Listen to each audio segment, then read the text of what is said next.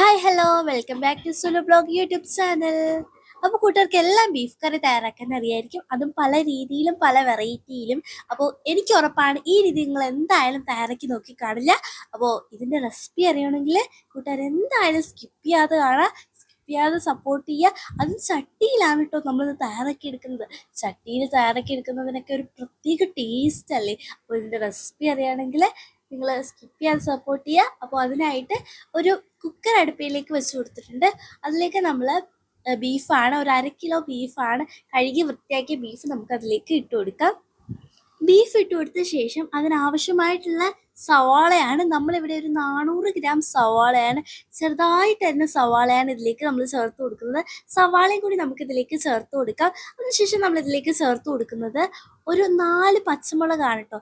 4 പച്ചമുളകും കൂടി നമുക്ക് അതിലേക്ക് ചേർത്ത് കൊടുക്കാം. പിന്നെ നമ്മൾ മല്ലിയിലയാണ്. മല്ലിയില എന്ന് പറയുമ്പോൾ മല്ലിയിലയല്ല, അതിൻ്റെ ആ ഒരു തണ്ടാണ് ചേർത്ത് കൊടുത്തിരിക്കുന്നത്. പിന്നെ പാകത്തിനുള്ള ഉപ്പ്, പിന്നെ 1/2 ടീസ്പൂൺ മഞ്ഞൾപ്പൊടി, പിന്നെ അത് വേവാൻ ആവശ്യമായിട്ടുള്ള കുറച്ച് വെള്ളവും കൂടി നമുക്ക് ഇതിലേക്ക് ഒഴിച്ചു കൊടുക്കാം. എന്നിട്ട് നമുക്ക് അടപ്പ് വെച്ച് അടച്ചിട്ട് നമുക്ക് ഇതൊന്ന് വേവിച്ചെടുക്കാം.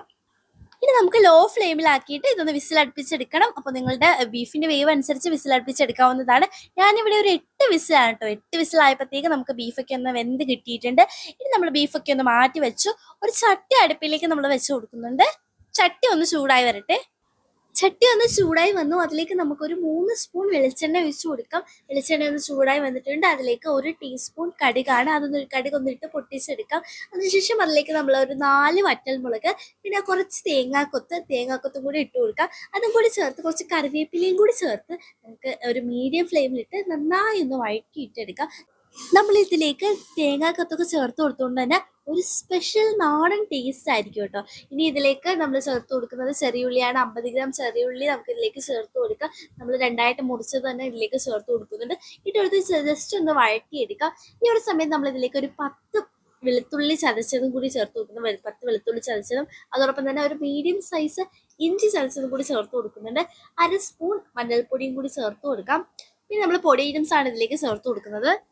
ആദ്യം തന്നെ 1/2 സ്പൂൺ മല്ലിപ്പൊടി, 1/2 സ്പൂൺ മുളക് പൊടി, 1/2 ടീസ്പൂൺ പെരിഞ്ജീരകം, 1 ടീസ്പൂൺ കുരുമുളക് പൊടി, 1/2 ടീസ്പൂൺ ഗരം മസാല, പൊടി ഐറ്റംസ് ഒക്കെ ഇട്ട് കൊടുത്ത് അതിൻ്റെ ആ ഒരു പച്ചച്ചവ മാറുന്നത് വരെ നമുക്ക് നന്നായിട്ടൊന്ന് വഴറ്റിയിട്ടെടുക്കാം. അപ്പോൾ ഈ ഒരു സമയം കൊണ്ട് കൂട്ടുകാർ ചാനൽ ആദ്യമായി കാണുകയാണെങ്കിൽ ഒന്ന് സബ്സ്ക്രൈബ് ചെയ്ത് ഫാമിലി മെമ്പർ ആവാൻ മറക്കല്ലേ. ഈ ഒരു സമയത്ത് നമ്മൾ വേവിച്ച് വെച്ചിരിക്കുന്ന നമ്മളുടെ ബീഫും കൂടി ഇതിലേക്ക് ചേർത്ത് കൊടുക്കുന്നതാണ്. ബീഫും കൂടി ചേർത്ത് കൊടുത്ത് നമുക്ക് നന്നായിട്ടൊന്ന് ഇളക്കി മിക്സ് ആക്കിയിട്ട് എടുക്കാം. നമുക്ക് ബീഫിനകത്ത് ആ ഒരു അരപ്പ് പിടിക്കുന്ന രീതിയിൽ തന്നെ നന്നായി മിക്സ് ആക്കിയിട്ട് എടുക്കാം. ഇനി നമുക്കിതൊരു 10 മിനിറ്റ് അടച്ചു വെച്ചൊന്ന് കുക്ക് ചെയ്യാം. ഒരു 10 മിനിറ്റ് ആയിട്ടുണ്ട്.